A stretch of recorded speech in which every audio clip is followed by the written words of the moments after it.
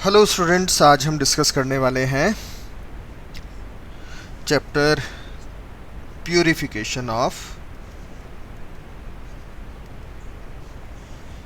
Organic compound.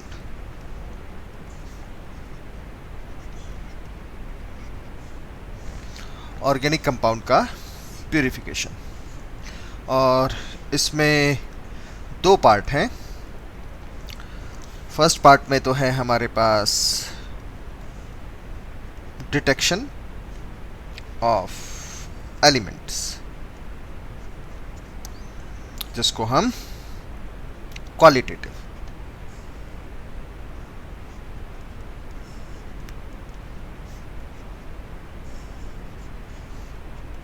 Analysis कहेंगे। Detection of qualitative detection of element, ये organic compound का element detection है। Qualitative मतलब कि अगर आपको कोई एक ऑर्गेनिक कंपाउंड दिया हुआ है तो उस ऑर्गेनिक कंपाउंड में हमारे पास क्या क्या है, कौन कौन से एलिमेंट हैं। जैसे कार्बन तो ऑलवेज रहेगा ही रहेगा, हाइड्रोजन ये भी ऑलमोस्ट रहता ही है, नियरली ऑलवेज, बट नॉट 100%। जैसे अगर हम एग्जांपल लें, कार्बन टेट्राक्लोराइड ऑर्गेनिक कंपाउंड है लेकिन हाइड्रोजन गायब है। जैसे अगर हमने यहाँ पर कार्बन लिया और यहाँ फ्लोरीन, यहाँ क्लोरीन, यहाँ ब्रोमीन और यहाँ आयोडीन ले लिया,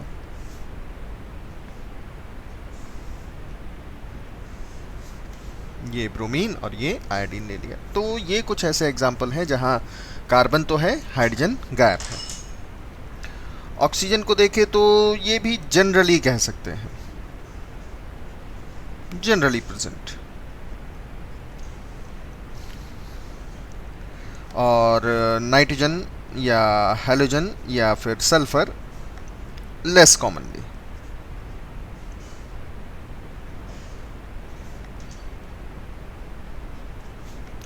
एंड फॉस्फोरस एंड सर्टेन कुछ मेटल हो जाएं अगर, तो ये रेयरली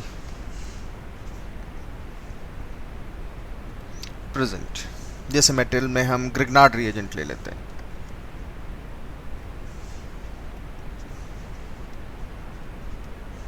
ग्रिग्नार्ड रिएजेंट होता है हमारे पास R M G and X, magnesium metal हो गया, अल्काइल मैग्नीशियम हैलाइड। या फिर Gilman's reagent, di alkyl lithium cuprate, ये लिथियम आ गया, ये कॉपर आ गया, ये गिलमेंस है, इसको हम गिलमेंस रिएजेंट बोलते हैं। और इसको हम ग्रिग्नार्ड, ये तो लिख ही दिया है हमने, इसको हम ग्रिग्नार्ड रिएजेंट बोलते हैं। तो यहाँ पर मेटल मिल जाती है, ऑर्गेनिक कंपाउंड है, तो फॉस्फोरस का और मेटल का मिलना बहुत कम होता है हमारे पास। तो हम सबसे पहले डिटेक्शन करेंगे कार्बन एंड हाइड्रोजन का। तो फर्स्ट है हमारे पास detection of carbon and hydrogen. Carbon and hydrogen का कैसे डिटेक्शन करते हैं?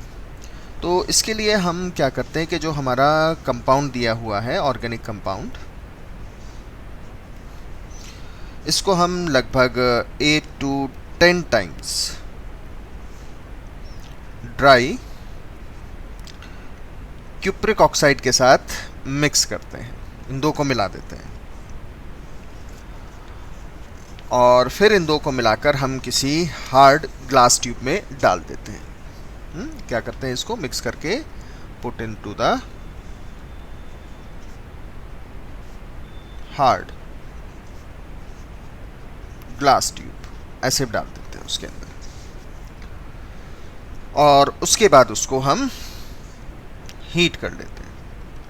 अब हीट करने से क्या होगा, जो ऑर्गेनिक कंपाउंड के अंदर अगर कार्बन है, अगर क्या वहाँ तो कार्बन ऑलवेज प्रेजेंट है, तो ये हमारे पास क्यूप्रिक ऑक्साइड के साथ रिएक्शन करता है, और हीट करने पर क्यूप्रिक ऑक्साइड रिड्यूस हो जाएगा और कार्बन ऑक्सीडाइज हो जाएगा कार्बन डाइऑक्साइड में। अगर हाइड्रोजन है उस ऑर्गेनिक कंपाउंड में, तो ये भी क्यूप्रिक ऑक्साइड के साथ मिक्स होगा, और हीट करने पर ये कॉपर और H2O की फॉर्म में आ जाता है। अब कार्बन डाइऑक्साइड बनी है या नहीं बनी है, इसके लिए हम क्या करते हैं कि कार्बन डाइऑक्साइड को हम लाइम वाटर के थ्रू, हम ये जानते हैं कि lime water turns milky, lime water के थ्रू पास कर देंगे तो हमारे पास कैल्शियम कार्बोनेट बन जाएगा which is milky,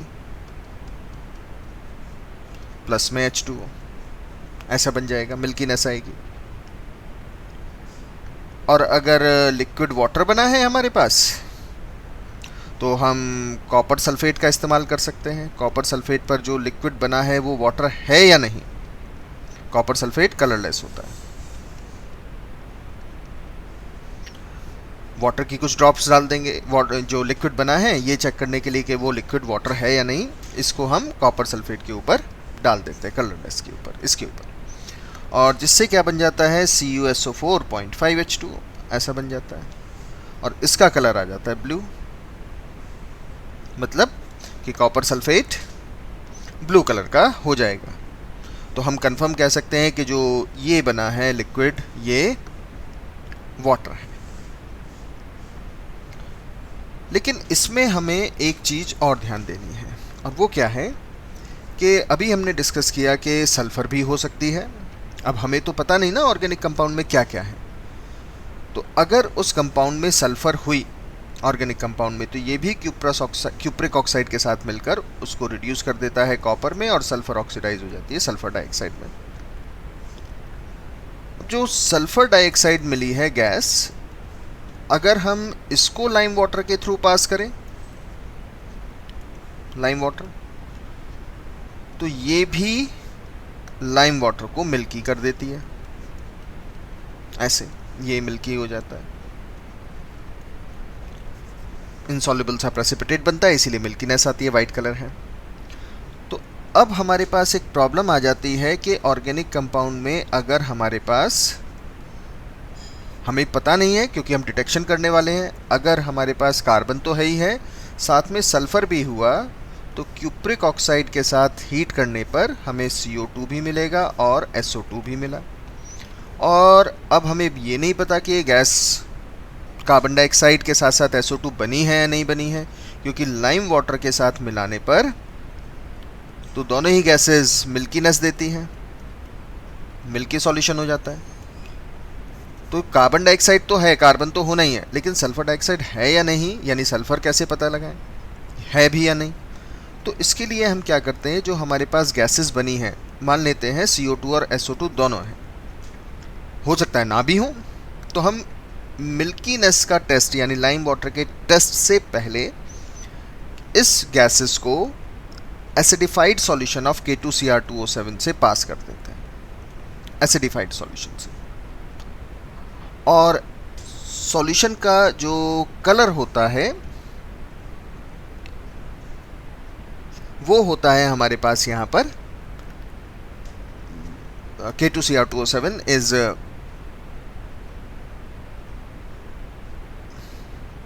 yellowish in colour, K2Cr2O7 का कलर येलोइश होता है।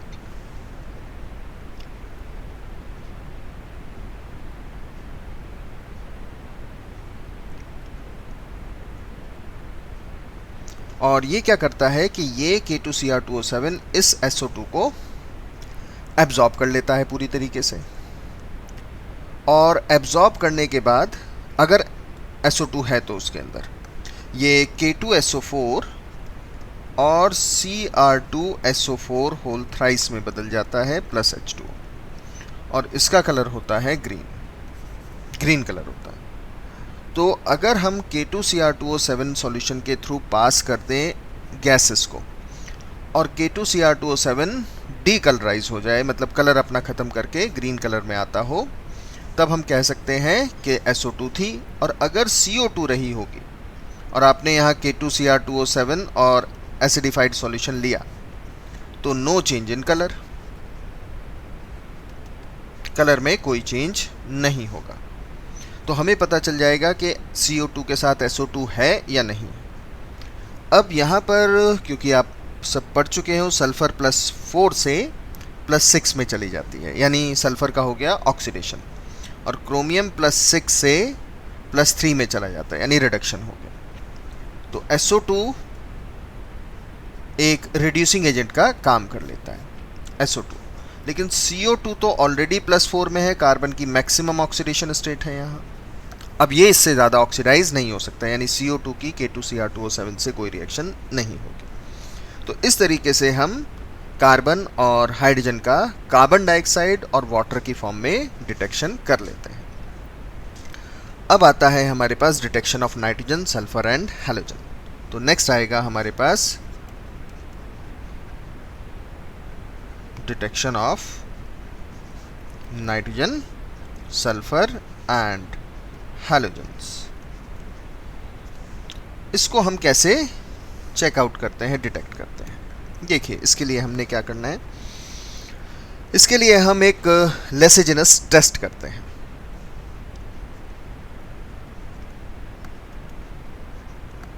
इसके लिए हम लेसेजिनस टेस्ट करते हैं, लेसेजिनस टेस्ट होता है ये। अब लेसेजिनस टेस्ट या कैसा है ये टेस्ट, इसको हम क्या कहते हैं? तो लेसेजिनस टेस्ट में क्या करते हैं, हम हमारे पास जो ऑर्गेनिक कंपाउंड है, इसमें हम थोड़ा सा सोडियम मेटल ब्लेड से काट करके, पीसीज ऑफ सोडियम मेटल, लेकिन ध्यान रखना है थोड़ा एक्सेस में ही डालना है, डाल देते हैं। और एक फ्यूज़न ट्यूब होती है इस टाइप की, इसमें भर देते हैं। मतलब हमारे पास ऑर्गेनिक कंपाउंड भी आ गया, ऐसा ऑर्गेनिक कंपाउंड आ गया, ये मान लेते हैं ऑर्गेनिक कंपाउंड है, और इसी के साथ यहाँ पर हमारे पास कुछ सोडियम के पीसीस आ गए, ये हमारे पास हो गया सोडियम। और फिर हम क्या करते हैं, इसको यहाँ हीट कर लेते हैं, हीट करते हैं। तो इसको मिलाकर अब हम हीट करते हैं। सोडियम का मेल्टिंग पॉइंट लो होता है, तो ये आसानी से मेल्ट कर जाता है और ऑर्गेनिक कंपाउंड के साथ मिक्स हो जाता है। और हीट करने के बाद व्हाट वी डू, हम अगले स्टेप में क्या करते हैं, हम एक पेट्री डिश लेते हैं, ग्लास से बनी होती है ऐसे, इसके अंदर पानी होता है, डिस्टिल वाटर डालते हैं, नॉर्मल वाटर नहीं, क्योंकि नॉर्मल वाटर में और भी डिज़ोल्व गैसेस या सॉल्ट्स हो सकते हैं, तो डिस्टिल वाटर डालेंगे। और इस फ्यूज़न ट्यूब को, जिसको हम इसको बोलते हैं फ्यूज़न ट्यूब, फ्यूज़न ट्यूब इसलिए क्योंकि यहाँ फ्यूज़न हो रहा है, मेल्टिंग कर रहा है, इस ग्लास ट्यूब में प्लंज कर देते हैं, ग्लास ट्यूब को इसमें प्लंज कर देते हैं। अब ये तो हमारे पास रेड हॉट हो चुकी थी ये, और ये नॉर्मल वाटर था, तो जैसे ही इसके अंदर डालेंगे ये क्रैक कर जाएगी, और नहीं भी क्रैक करती है तो हम इसको स्पैचुला की हेल्प से तोड़ लेते हैं और फिर थोड़ा सा हीट करते हैं, जिससे कि जो भी कंपाउंड, ऑर्गेनिक कंपाउंड यहाँ थे वो वाटर में पूरी तरह से डिज़ोल्व हो जाए। और अब पूरी तरीके से यहाँ डिज़ोल्व हो जाएगा, ये कंपाउंड इसके अंदर मिल जाएगा। लेकिन नेचुरली इसके अंदर कुछ हमारे पास ग्लास पीसेस भी होंगे, क्योंकि हमने फ्यूज़न ट्यूब को, ग्लास से बनी हुई फ्यूज़न ट्यूब को इसके अंदर डाला था। फिर हम क्या करते हैं, एक कोनिकल फ्लास्क लेते हैं और इस पर लगा देते हैं यहाँ एक फिल्टर पेपर, और ये सारा का सारा यहाँ एक बीकर में, एक राउंड बॉटम फ्लास्क में, किसी में भी कलेक्ट कर लेते हैं इस तरीके से। तो ग्लास पीसेस सरफेस पर ही रह जाते हैं, यहाँ पर ये ग्लास पीसेस रह जाएंगे और पूरा सॉल्यूशन यहाँ आकर इकट्ठा हो जाएगा। अब यहाँ आपको ऑर्गेनिक कंपाउंड का एक सॉल्यूशन मिल गया, और इसी को हम लेसेजिनस एक्सट्रैक्ट बोलते हैं, या फिर सोडियम एक्सट्रैक्ट। अब इसी से हमने रिएक्शन को या डिटेक्शन को आगे बढ़ाना है। अब इसमें एक सीधा सा सवाल आता है कि ये सब हमने मेहनत, why we did this experimental conditions और एक्सपेरिमेंटल वेरिफिकेशंस, ये सब क्यों किए, सोडियम के साथ क्यों मिलाया, कि ये सब हमने कहानी क्यों की? वो इसलिए करते हैं क्योंकि जो हमारे ऑर्गेनिक कंपाउंड हैं वो कोवलेंट होते हैं, और जब हम इसको सोडियम के साथ मिला देते हैं तो ये ये आयनिक बन जाते हैं। तो ऑर्गेनिक कंपाउंड को, कोवेलेंट कंपाउंड को आयनिक में बदलने के लिए हम सबसे पहला काम सोडियम के साथ मिलाते हैं, क्योंकि सोडियम के कंपाउंड आयनिक है। आयनिक करने का एडवांटेज ये होगा कि ये सॉल्युबल इन वाटर होंगे, और सॉल्युबल इन वाटर होंगे तो आसानी से हम इनको डिटेक्ट कर सकते हैं। अब सोडियम के साथ हुआ क्या होगा जब रिएक्शन हुई होगी, लेसेजिनस एक्सट्रैक्ट या सोडियम एक्सट्रैक्ट में क्या होगा। देखो, हम डिटेक्शन कर रहे हैं नाइट्रोजन, सल्फर एंड हैलोजन्स का ऑर्गेनिक कंपाउंड में, तो वहाँ कार्बन होना तो मस्ट है, और आपने सोडियम के साथ मिलाया है, हीट किया हुआ है, तो सोडियम, कार्बन और नाइट्रोजन मिलकर NaCN बना लेते हैं, सोडियम साइनाइड, Na+Cn नेगेटिव, यानी ऑर्गेनिक कंपाउंड का नाइट्रोजन जो कोवेलेंट बॉन्ड में था साइनाइड की फॉर्म में चला गया। सोडियम सल्फर के साथ मिलकर Na2S बना लेता है, सोडियम सल्फाइड, ये भी आयनिक हो गया, सल्फाइड आयन। और सोडियम हैलोजन के साथ मिलकर, हैलोजन में हम क्लोरीन, ब्रोमीन और आयोडीन की ही बात करेंगे, फ्लोरीन को नहीं, क्योंकि बॉन्ड स्ट्रांग है, नहीं टूटता। तो यहाँ सोडियम के हैलाइड बन जाएंगे। हैलाइड में हमारे पास NaCl हो सकता है, NaBr हो सकता है और NaI भी हो सकता है। इन सब के अलावा आपको याद होगा तो हमने सोडियम को एक्सेस में इस्तेमाल किया था, उसका क्या रीज़न है, क्यों ऐसा करते हैं। मान लेते हैं कि हमारे पास ऑर्गेनिक कंपाउंड में कार्बन तो है, नाइट्रोजन और सल्फर दोनों है, बोथ है, तो इट इज़ पॉसिबल कि Na, कार्बन, नाइट्रोजन और सल्फर मिलकर NaCNS बना लेते हैं। मतलब एक ही कंपाउंड में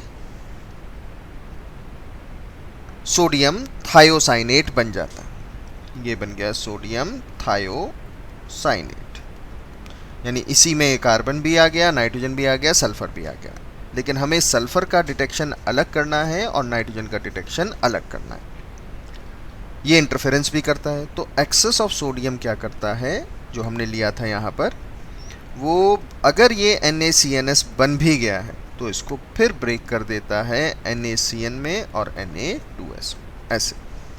इसीलिए हम यहाँ पर सोडियम को एक्सेस में लेते हैं। इन सब के अलावा एक काम और होता है, हम सोडियम मेटल को लेकर बैठे हैं, वो भी एक्सेस में, तो जब वो वाटर में मिलेगा, हमने प्लंज किया था पेट्री डिश के अंदर, वाटर था वहाँ, तो ये NaOH भी बनाएगा प्लस H2 भी बनाएगा, ये रिएक्शन होगी, मतलब सोडियम बेसिक हो जाता है। तो इन सब के NaCN, sodium sulphide, sodium halide के साथ साथ NaOH भी बन जाता है।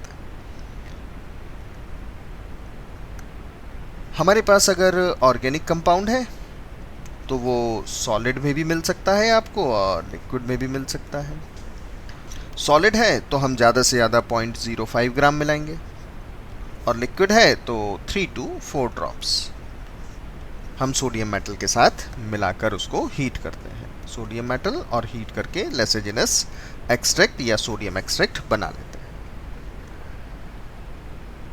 अब हमारे पास लेसेजिनस एक्सट्रैक्ट बन गया है, 1 by 1 हम इन्हीं को टेस्ट करेंगे, मतलब इसमें नाइट्रोजन का, सल्फर का, हैलोजन का डिटेक्शन करेंगे। तो सबसे पहले आता है हमारे पास डिटेक्शन ऑफ नाइट्रोजन।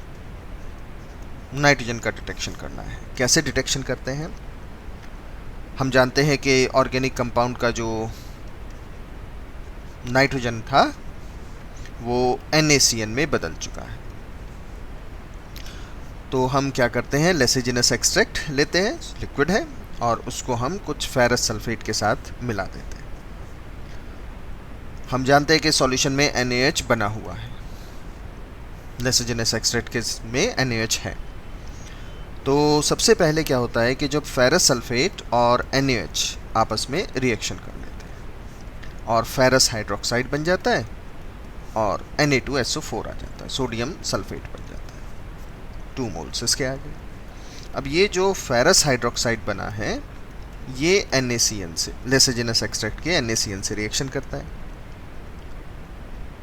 और ये बनाता है यहाँ पर Na4 FeCN6 sodium ferrocyanide, common name है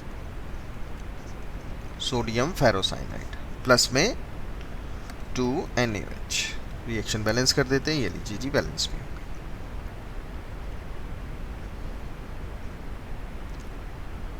आयनिक फॉर्म में देखें रिएक्शन को तो हम लिख सकते हैं कि सोडियम साइनाइड का साइनाइड आयन और फेरस आयन इनका कॉम्बिनेशन हुआ है और आपको FeCN6 और 4 नेगेटिव मिल गया है। मीनवाइल क्या होता है कि फेरस हम जानते हैं ज़्यादा स्टेबल नहीं है, ये आसानी से फेरिक में बदल जाता है, ऑक्सीडाइज हो जाता है। और जो फेरिक ऑक्सीडाइज हुआ है, अब ये फेरिक आयन इस फेरोसाइनाइड आयन से इससे कंबाइन करता है और कंबाइन करके फॉर्मूला बनाना हम अच्छे से जानते हैं। ये यहाँ आएगा और ये यहाँ जाएगा, तो आपको मिल जाएगा यहाँ पर Fe4 FeCN6 जिसको हम बोलते हैं फेरोसाइनाइड। फेरी मतलब फेरिक है, बाहर वाला आयरन +3 है, और फेरो मतलब +2, अंदर वाला आयरन +2 ऑक्सीडेशन स्टेट पर है, जिसको कॉमनली हम प्रशियन ब्लू भी बोलते हैं। और नेचुरल सी बात है, अगर प्रशियन ब्लू बोल रहे हैं तो इसका कलर ब्लू ही होगा, तभी प्रशियन ब्लू। कहने का मतलब सारा ये हुआ कि लेसेजिनस एक्सट्रैक्ट को अगर हम फेरस सल्फेट के साथ रिएक्शन करें तो फाइनली अगर हमें ब्लू कलर मिल जाता है तो सॉल्यूशन में नाइट्रोजन होगा लेसेजिनस एक्सट्रैक्ट से। कई बार हम क्या करते हैं कि हमने यहाँ तो मान लिया कि फेरस फेरिक में बदल गया होगा, तो हम फेरस हाइड्रोक्साइड को सोडियम फेरोसाइनाइड बनने के बाद कुछ अमाउंट में फेरिक क्लोराइड भी ऐड कर देते हैं बाहर से, जिससे कि हम इंश्योर हो जाएं कि फेरिक आयन है ही हमारे पास।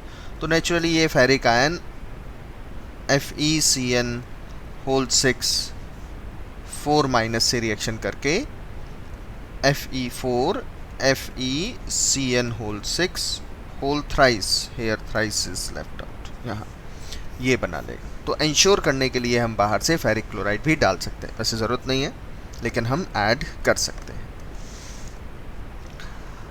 अब इसमें कुछ और इम्पॉर्टेंट पॉइंट देखते हैं जो जनरली हमें कॉम्पिटिशन्स में पूछे जाते हैं,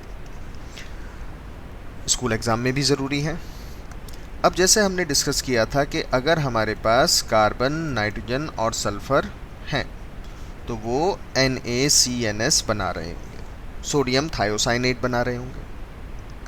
अब सोडियम थायोसाइनेट बना रहे हैं तो इसको रिमूव करने के लिए हमने एक्सेस सोडियम डाल दिया था, लेकिन बाय डिफ़ॉल्ट अगर ये एक्सेस सोडियम इसको कन्वर्ट नहीं कर पाया था Na2S और NaCN में, तब क्या होगा? If it is left out, अगर ये भी है तो इफ़ लेसेजिनस एक्सट्रैक्ट कंटेन, अगर ऐसा है तो कंटेन NaCNS, तब क्या होगा?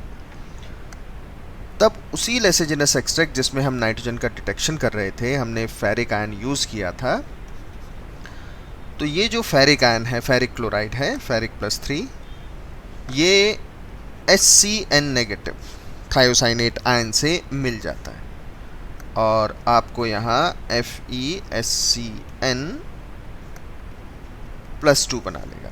ये +3, ये -1 यानी +2 चार्ज हो गया और इसका कलर आता है हमारे पास ब्लड रेड। कैसा कलर आता है? Blood red.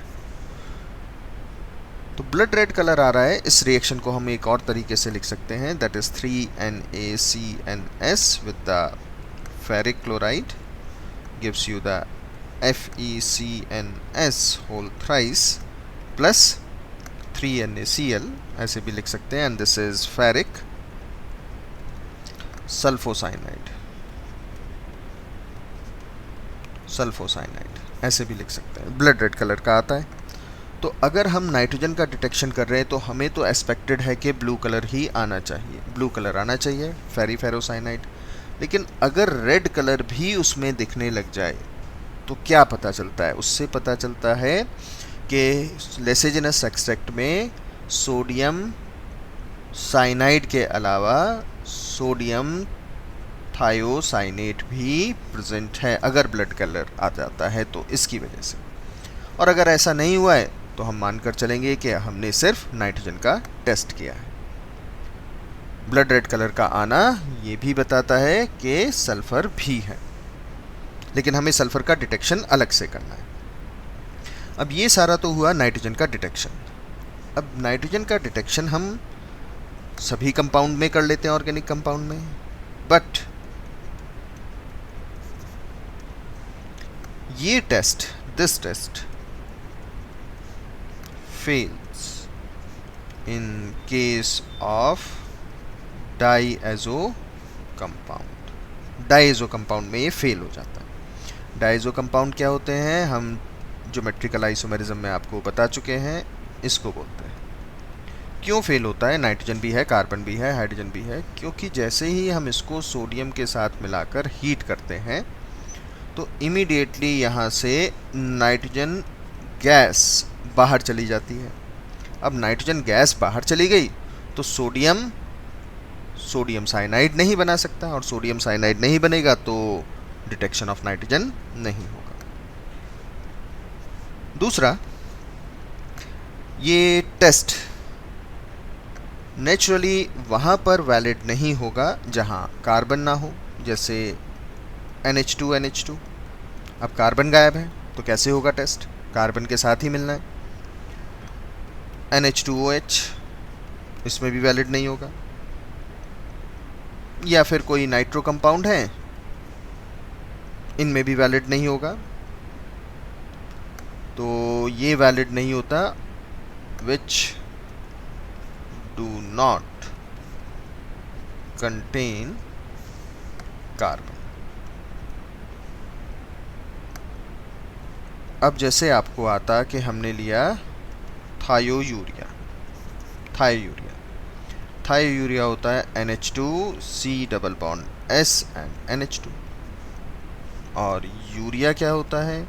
यूरिया होता है NH2CO NH2, ऐसे। तो इसके अंदर हमारे पास कार्बन भी है, नाइट्रोजन भी है, सल्फर भी है।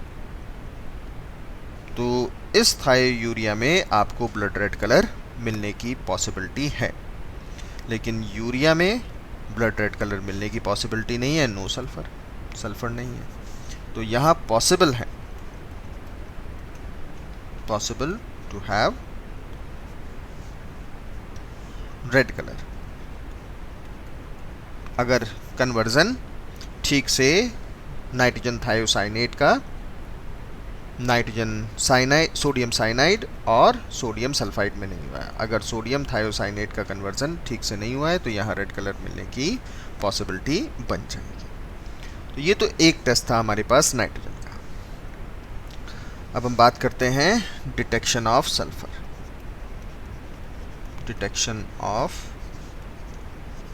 सल्फर, सल्फर का डिटेक्शन। सल्फर का डिटेक्शन कैसे करना है? हम इस बार भी सोडियम एक्सट्रैक्ट या लेसेजिनस एक्सट्रैक्ट, एक ही बात है, इसको लेंगे। और सोडियम एक्सट्रैक्ट में या लेसेजिनस एक्सट्रैक्ट में हम फ्रेश प्रिपेयर्ड सोडियम नाइट्रोप्रोसाइड डालते हैं। फ्रेश सोडियम नाइट्रोप्रोसाइड डालते हैं। और ये ऐड करने के बाद अगर हमारे पास डीप ब्लू कलर अपीयर होता है, डीप ब्लू कलर अपीयर होता है, तो हम कह सकते हैं कि ऑर्गेनिक कंपाउंड में सल्फर प्रेजेंट है, सल्फर प्रेजेंट है। रिएक्शन क्या है? तो हमने लिया लेसेजिनस एक्सट्रैक्ट जिसमें सोडियम सल्फाइड बन चुका होगा अगर सल्फर है तो।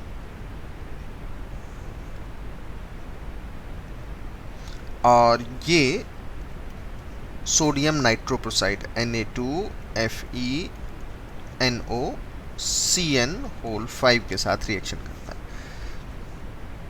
ये सब रिलेशन आपको +2 में आएगा। कॉम्प्लेक्स कंपाउंड है, ऐसे स्क्वायर ब्रैकेट में जितने भी लिखे मिलेंगे कॉम्प्लेक्स कंपाउंड है। इनकी oxidation state, hybridisation, everything you will come to know in +2।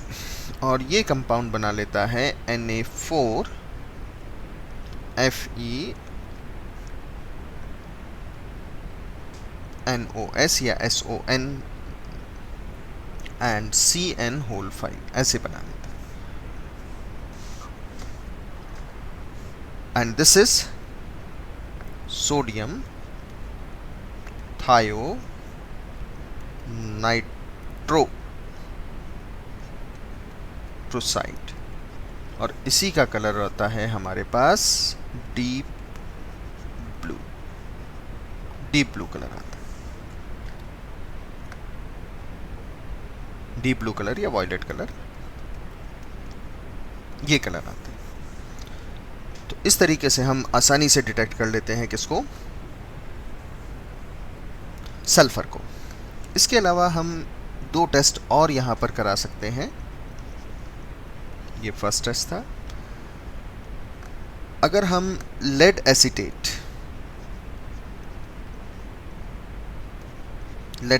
की स्ट्रिप्स भी मिलती हैं, वाइट कलर की होती है, और लेड एसीटेट पर अगर हम लेसेजिनस एक्सट्रैक्ट की कुछ ड्रॉप्स डाल दें और ये white colour if changes to black हो जाए तो भी सल्फर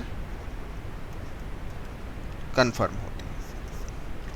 क्या है रिएक्शन? बहुत सिंपल रिएक्शन है। लेसेजिनस एक्सट्रैक्ट में सोडियम सल्फाइड होगा, लेड एसीटेट हो गया CH3COO Bb, ये लेड एसीटेट है। इसको हम शुगर ऑफ लेड भी बोलते हैं because it is sweet in taste, but lead heavy metal है, कार्सिनोजेनिक। तो लेड एसीटेट हमने डाल दिया सोडियम सल्फाइड के साथ।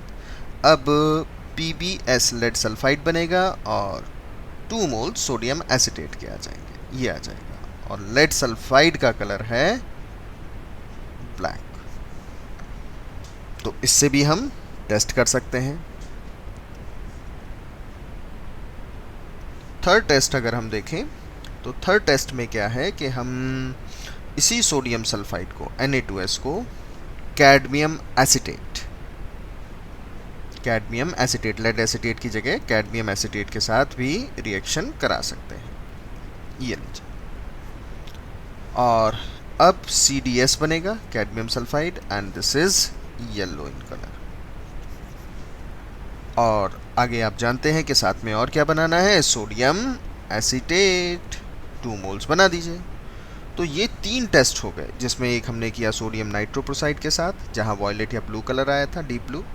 दूसरा किया लेड एसीटेट के साथ जो वाइट से ब्लैक हो गया और ये येलो कलर में बदल गया। तो इस तरीके से हम डिटेक्शन कर सकते हैं किसका, सल्फर का। बहुत सिंपल सी रिएक्शन और प्रोसेसेस है। अब आता है हमारे पास detection of halogens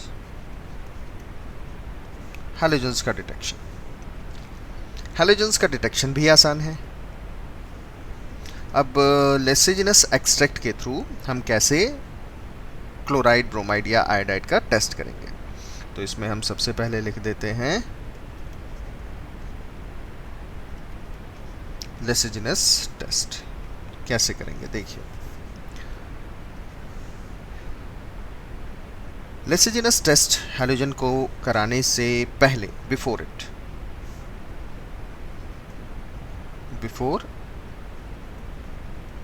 detection of halogen, हम एक काम और करना चाहते हैं, और वो क्या है कि हम लेसेजिनस एक्सट्रैक्ट लेंगे और उसमें हम HNO3 मिलाएंगे और हीट करेंगे। क्यों ऐसा करते हैं? लेसेजिनस एक्सट्रैक्ट में अगर सोडियम साइनाइड हुआ तो वो HNO3 के साथ मिलकर हीट करने से NaNO3 और हाइड्रोजन साइनाइड बनाएगा और हाइड्रोजन साइनाइड गैस की फॉर्म में बाहर चली जाएगी। और अगर Na2S हुआ तो ये भी HNO3 के साथ मिलकर NaNO3 बनाएगा और H2S बनाएगा ऐसे, और H2S गैस भी बाहर चली जाएगी। मतलब ये कि अगर लेसिजिनस एक्सट्रैक्ट जिसमें हम हैलोजन का टेस्ट कर रहे हैं, जो नेचुरली किस फॉर्म में होना चाहिए था, NaCl, NaBr और NaI, इस फॉर्म में, यही डिटेक्शन होगा हैलोजन का। लेकिन अगर लेसिजिनस एक्सट्रैक्ट में नाइट्रोजन भी था, सल्फर भी था, तो ये भी प्रेजेंट रहे होंगे, तो इनके डिटेक्शन, हैलोजन के डिटेक्शन से पहले हमने इनको बाहर निकाल दिया। भाई तुम बाहर चलो, तुम्हारा अब डिटेक्शन में कोई काम नहीं है। क्यों बाहर चलो, इसका भी आंसर करेंगे हम कि भाई इनको बाहर रखना ज़रूरी क्यों है। क्योंकि नेचुरल सी बात है, ये इंटरफेरेंस करते होंगे, कुछ हरकत करते होंगे कुछ डिटेक्शन में, इसीलिए इनको बाहर बिठा देते हैं, बाहर कर देते हैं। तो अब हमने ये तो कर लिया कि इनको बाहर निकालना है पहले। तो सिंपल है कि हैलोजन के डिटेक्शन से पहले HNO3 क्यों डाला हमने, why we add HNO3 prior to the detection of halogen, इसलिए डाला क्योंकि अगर लेसिजिनस एक्सट्रैक्ट में सोडियम साइनाइड या Na2S है तो उनको हम HCN या H2S गैस की फॉर्म में बाहर निकाल सके। क्यों निकाल सके, क्योंकि ये इंटरफेरेंस करते हैं, इंटरफेयरिंग रेडिकल से। कैसे इंटरफेयरिंग है ये भी बताते हैं। उससे पहले हम क्या करते हैं कि अब हमने क्या किया, लेसिजिनस एक्सट्रैक्ट लिया और इसमें बाहर से हमने AgNO3 डाल दिया। अब ये वो लेसिजिनस एक्सट्रैक्ट है जिससे आप इसको और इसको, यानी सोडियम साइनाइड और सोडियम हाइड्रोजन सल्फाइड और हाइड्रोजन साइनाइड को निकाल चुके हैं। तो अब लेसिजिनस एक्सट्रैक्ट में NaCl होगा, NaBr हो सकता है, NaI हो सकता है, कम से कम ये तो नहीं है। HNO3 के साथ जब रिएक्शन करेंगे, AgNO3 के साथ जब हम रिएक्शन करेंगे तब क्या होगा, तब अगर तो NaCl है तो NaCl AgNO3 से रिएक्शन करेगा और AgCl का प्रेसिपिटेट आएगा प्लस NaNO3, और इस प्रेसिपिटेट का कलर है वाइट। और अगर आपके पास NaBr है सॉल्यूशन में और AgNO3 के साथ रिएक्शन किया आपने, तो AgBr का प्रेसिपिटेट आएगा प्लस NaNO3, और ये है पेल येलो।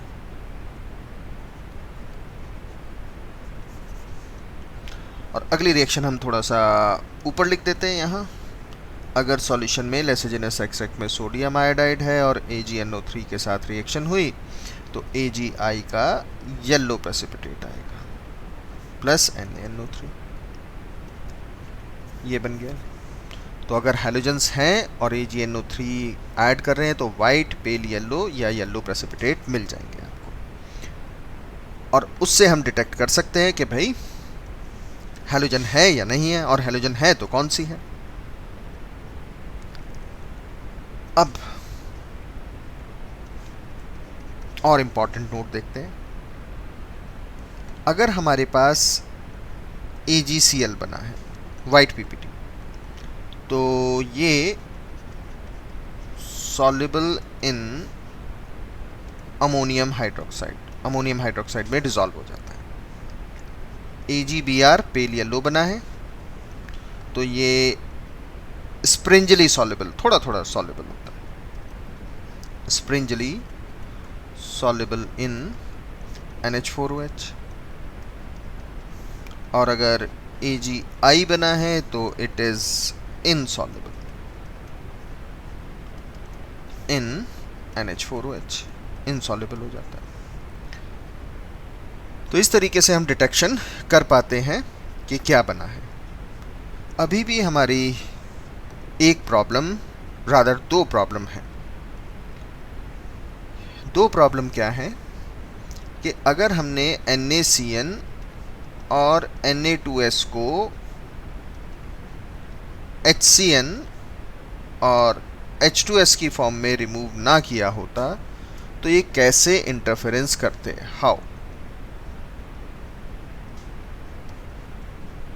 How interfering. ये बहुत आसानी से हम डिस्कस कर सकते हैं कि कैसे इंटरफेरेंस करते। तो हमने क्या किया, मान लो रिमूव नहीं हुए या नहीं किया, तो हमने AgNO3 तो ऐड किया ही था, तो इन दो के बीच में भी रिएक्शन होगी और NaNO3 के साथ AgCN का प्रेसिपिटेट आएगा। अब ये जो AgCN का प्रेसिपिटेट है ये आता है वाइट कलर का प्रेसिपिटेट आ गया। अब how we come to know कि ये जो वाइट कलर का प्रेसिपिटेट आया है it is due to AgCl और AgCN? हम हैलोजन का टेस्ट कर रहे हैं यहाँ पर, तो हमें इसको यहाँ से निकालना ही पड़ेगा। उसके बाद भी वाइट आया तो कंफर्म हो जाएगा AgCl है, इसलिए इंटरफेरेंस कर रहा है, इसलिए इसका निकालना यहाँ से ज़रूरी था। दूसरा क्या है कि अगर Na2S को नहीं निकाला तब क्या होगा, तो Na2S AgNO3 जो हम हैलोजन के डिटेक्शन में कर रहे थे, और मान लो AgNO3 हमने डाला और Na2S निकालना भूल गए या नहीं निकाला या ठीक से नहीं निकला, तो Ag2S का प्रेसिपिटेट आएगा, साथ में NaNO3 बनेगा। अब जो Ag2S का प्रेसिपिटेट है ये आता है ब्लैक। अब ब्लैक प्रेसिपिटेट तो बाकी कलर को भी सप्रेस कर देता है, तो पता ही नहीं चलेगा, इसीलिए ये इंटरफेरेंस कर रहे थे कि हैलोजन तो प्रेसिपिटेट हो ही रहा है लेकिन ये भी प्रेसिपिटेट हो रहे हैं, और एक तो सेम कलर में हो रहा है, एक ब्लैक कलर में हो रहा है, तो इसीलिए इन दो का निकालना एसेंशियल हो जाता था। We must remove the NaCN and Na2S prior to the halogen detection. ये तो एक प्रॉब्लम थी जो हमने समझ ली कि ऐसा क्यों किया। दूसरी और बड़ी प्रॉब्लम क्या है कि ये हमने यहाँ लिख तो दिया that AgBr is pale yellow and AgI is yellow. अब how to detect between pale yellow and yellow, वो भी एक जैसे से ही दिखाई देते हैं, कंसंट्रेशन कम ज़्यादा हो गई, थोड़ा बहुत एरर हो गया तो पता ही नहीं चलेगा कि ब्रोमीन लें या आयोडीन लें। ये भी दूसरा इसके साथ प्रॉब्लम है।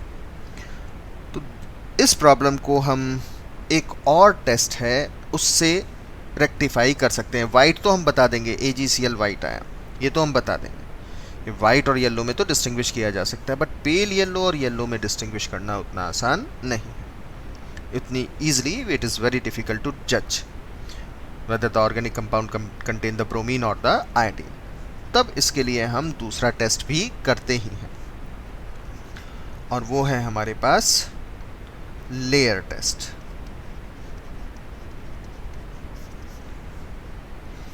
और लेयर टेस्ट में हम मोस्टली क्लोरीन वाटर लेते हैं।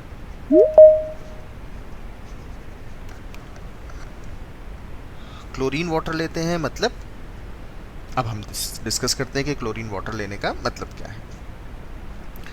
इसमें हम क्या करते हैं कि हम सोडियम एक्सट्रैक्ट लेते हैं और इसके अंदर हम डाइल्यूट HNO3 और H2SO4 मिला देते हैं, जिससे बेस का न्यूट्रलाइजेशन हो जाए NaH का। और फिर उसके बाद हम इसमें 1 ml of chloroform that is CHCl3 और कार्बन टेट्राक्लोराइड ले लेते हैं ऐसे। फिर क्या करते हैं, अब हमने सोडियम एक्सट्रैक्ट लिया, इसको ऐड किया, 1 ml हमने क्लोरोफॉर्म या कार्बन टेट्राक्लोराइड लिया। Afterwards excess of chlorine water ले लेते हैं विद, या फिर एक और भी ले सकते हैं, KMNO4 ले सकते हैं। और इसको ऐड करने के बाद कांस्टेंट शेक करते रहते हैं सॉल्यूशन को। अब होगा क्या, जैसे ये हमारे पास एक कंटेनर था जिसमें हमने लेसेजिनस एक्सट्रैक्ट डाला हुआ था, डाइल्यूट HNO3 और H2SO4 डाला, फिर उसके बाद क्लोरोफॉर्म या फिर कार्बन टेट्राक्लोराइड डाल दिया। तो इस लेसेजिनस एक्सट्रैक्ट में हमारे पास या तो सोडियम ब्रोमाइड होगा या सोडियम आयोडाइड होगा, क्योंकि लेयर टेस्ट हम बेसिकली NaBr और NaI में डिस्टिंग्विश करने के लिए कर रहे हैं, पेल येलो और येलो। अब बाहर से आपने यहाँ से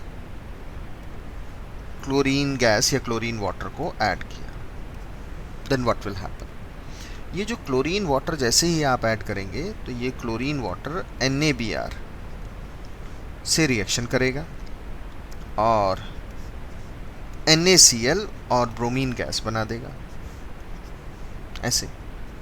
और ब्रोमीन गैस जैसे ही आएगी वो सरफेस को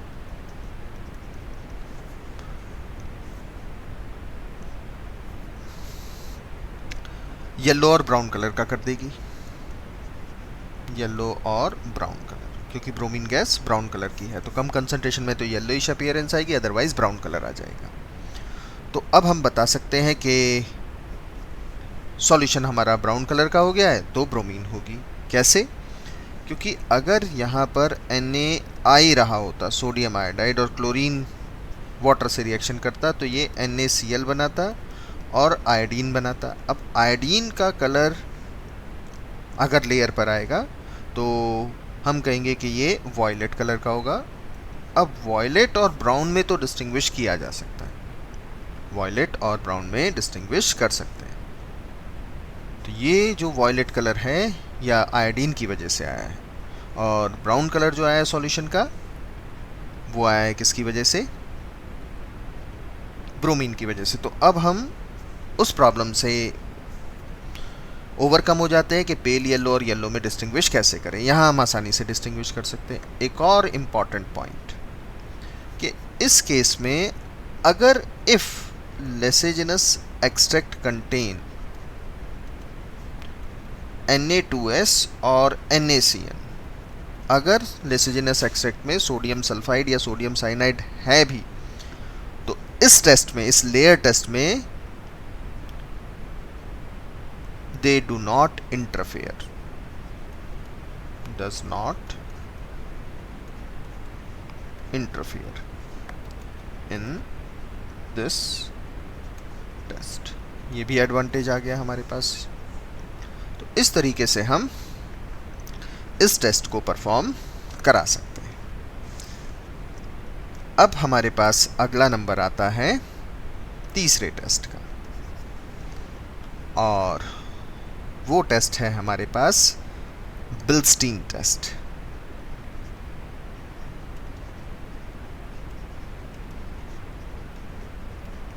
और कॉपर वायर टेस्ट। कोई बहुत ही रिलायबल टेस्ट नहीं है, but as it is a part of syllabus can be asked, therefore हमें पढ़ना तो जरूर है। बिल्स्टीन टेस्ट और कॉपर वायर टेस्ट, इससे हम फिर से हैलोजन का ही टेस्ट करते हैं, लेकिन जैसा बताया it is not a reliable test, बहुत अच्छा टेस्ट नहीं है, but part of syllabus, so we have to go through. इसमें हम क्या करते हैं कि हम एक कॉपर वायर का फ्लैटेंड एंड ले लेते हैं, मतलब ऐसा कॉपर वायर है और इसका एक एंड को हम फ्लैटेंड कर लेते हैं सरफेस एरिया बढ़ाने के लिए, जिससे आसानी से रिएक्शन हो सके। और इस फ्लैटेंड एंड को हम ऐसे ही खाली बेयर हीट कर लेते हैं, हीट कर लेते हैं इसको with the oxidising flame. Oxidising flame में इसको हीट कर लेते हैं। और ऑक्सीडाइजिंग फ्लेम में हीट करने का ये रीज़न है कि अगर इस सरफेस के ऊपर पहले से ही कोई कंपाउंड एड्सॉर्ब है या कुछ बना हुआ है तो वो बाहर चला जाए। और उसको देखने के लिए हम कह सकते हैं कि ये एक कोई ग्रीन या ब्लू कलर की फ्लेम में तो नहीं जल रहा। अगर ऐसा है तो इसका मतलब इसके ऊपर कुछ कॉपर के ऑक्साइड्स वगैरह बने हुए हैं जो निकल जाएं, जिससे इंटरफेरेंस ना हो। अब क्या करते हैं कि अब ये हो गया हमारा रेड हॉट हीट करने से, और हमने कोई भी सरफेस कंपाउंड की पॉसिबिलिटी को यहाँ से ख़त्म कर दिया। अब इस रेड हॉट फ्लैटेंड एंड पर हम ऑर्गेनिक कंपाउंड जो हमें दिया हुआ है, ऑर्गेनिक कंपाउंड देंगे ना, उसको इसके ऊपर डाल देंगे और फिर से हीट करेंगे। और फिर से अगर फ्लेम, जो हीट करते समय फ्लेम है वो ग्रीन या ब्लू कलर की आ जाए, देख रहे हो ना कि कंपाउंड डालने के बाद भी वही कलर आया, तो इसलिए हमने पहले इसको हीट करके कंपाउंड को, कोई अगर सरफेस पर कंपाउंड बना हुआ है तो उसको हमने क्या कर लिया, रिमूव कर लिया। उसके बाद भी अगर ग्रीन या ब्लू कलर की फ्लेम आ रही है तो वो हैलोजन्स को कंफर्म करती है, हैलोजन्स को। क्यों ऐसा? क्योंकि अगर कॉपर का क्लोराइड बना है, कॉपर का ब्रोमाइड बना है या कॉपर का आयोडाइड बना है तो ये वॉलेटाइल होता है, वॉलेटाइल कंपाउंड होता है।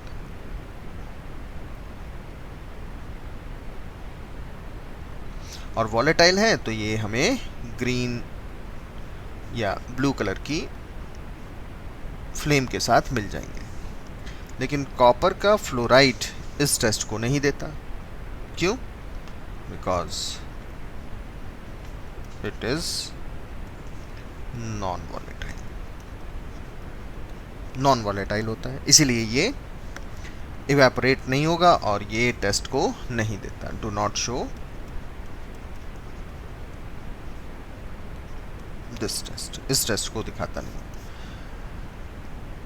तो अब एक तो ब्लू ग्रीन कलर की फ्लेम आ गई तो इससे ये पता नहीं चलता कि ये कॉपर क्लोराइड है, ब्रोमाइड है या आयोडाइड है, किसकी वजह से है, इसीलिए कोई बहुत अच्छा टेस्ट नहीं हुआ। उसके अलावा एक और प्रॉब्लम है यहाँ कि अगर कंपाउंड में हैलोजन नहीं भी है, substance which do not contain halogens like urea, thiourea और pyridine या फिर ऑर्गेनिक एसिड्स, इनमें किसी में भी हैलोजन नहीं है तो ये भी impart same color to flame, flame के साथ सेम कलर देते हैं। अब जब सेम कलर बिना हैलोजन के भी आ रहा है और हैलोजन से भी आ रहा है तो कैसे पता चलेगा कि ये टेस्ट हैलोजन्स का है या नहीं है? तो इसीलिए ये कोई बहुत रिलायबल टेस्ट नहीं है। बट जैसा बार बार बताया हमने आपको कि पार्ट ऑफ सिलेबस है तो हमने पढ़ना ज़रूर है कि परफॉर्म तो हम हैलोजन के लिए कराते हैं लेकिन हैलोजन का भी ये कंफर्मेटरी टेस्ट नहीं है। तो बिल्स्टीन टेस्ट बहुत अच्छा टेस्ट नहीं है। लेसिजिनस टेस्ट करो, उससे भी अच्छा भी है कि लेयर टेस्ट करें। अब हमने यहाँ पर कार्बन भी डिटेक्ट कर लिया, हाइड्रोजन भी हो गया हमारा, नाइट्रोजन भी हो चुका है, सल्फर भी और हैलोजन भी। The last is left out is phosphorus. तो नेक्स्ट टेस्ट आता है हमारे पास डिटेक्शन ऑफ फॉस्फोरस। फॉस्फोरस का डिटेक्शन करना है और फॉस्फोरस का डिटेक्शन लेसिजिनस एक्सट्रैक्ट से नहीं कर पाएंगे क्योंकि लेसिजिनस एक्सट्रैक्ट में हमने देख लिया कि सोडियम साइनाइड बना, सोडियम सल्फाइड बन गया, सोडियम हैलाइड बना, लेकिन फॉस्फोरस नहीं बन पाया। तो हम लेसिजिनस एक्सट्रैक्ट नहीं, इसका दूसरा टेस्ट करते हैं।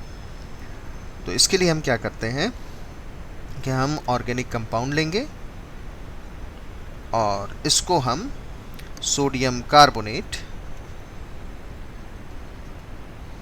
Na2CO3 and potassium nitrate KNO3 के साथ मिलाकर हीट कर लेते हैं। पोटेशियम नाइट्रेट की जगह हम सोडियम परऑक्साइड भी ले सकते हैं, Na2O2 हीट कर लेते हैं। और उससे क्या होगा कि जो phosphorus, the phosphorus present in the organic compound convert into किस में बदल जाएगा? सोडियम फॉस्फेट Na3PO4 इसमें बदल जाता है, Na3PO4 में बदल जाता है।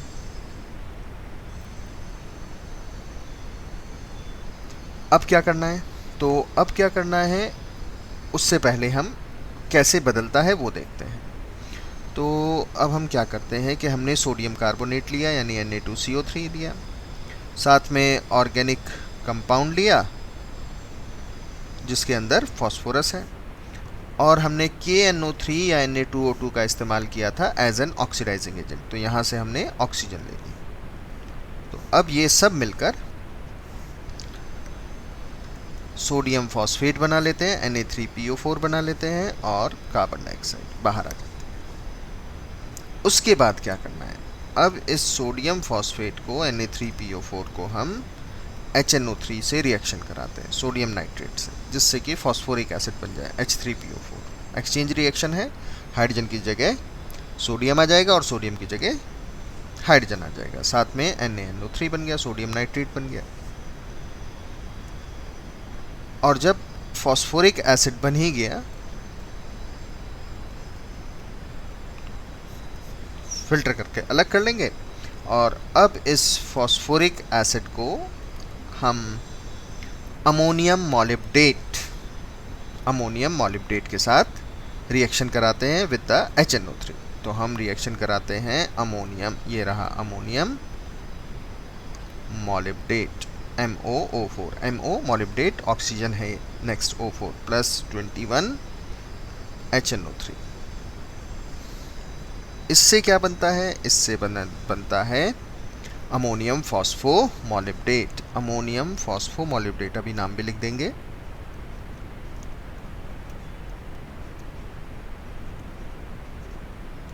(21) अमोनियम नाइट्रेट प्लस 12 H2O। तो अब हमने क्या करना है कि पहले तो इसका नाम लिखना है, ये है ammonium मॉलिब्डेट, ammonium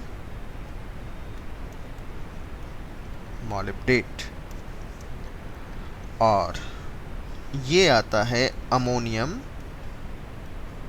phosphomolybdate, ammonium phosphomolybdate. And this is yellow in colour, yellow colour का आता है। तो ये हो गया हमारे पास फास्फोरस का detection. Organic compound sodium carbonate KNO3 और Na2O2 सोडियम फॉस्फेट में बदलेगा, और सोडियम फॉस्फेट को नाइट्रिक एसिड एक्सेस में रिएक्शन करा लेनी है आपको, जिससे फॉस्फोरिक एसिड बने, और उसके अंदर ऐड कर देना है ammonium मॉलिब्डेट। If yellow colour appears, तो ये फॉस्फोरस का डिटेक्शन हो जाता है, कंफर्मेशन। तो इस तरीके से हम जो भी एलिमेंट पॉसिबल हैं ऑलमोस्ट उन सभी को हम डिटेक्शन कर सकते हैं। अब एक बार हमने डिटेक्शन कर लिया कि ये सब हैं, इसी को हम कहते हैं क्वालिटेटिव एनालिसिस।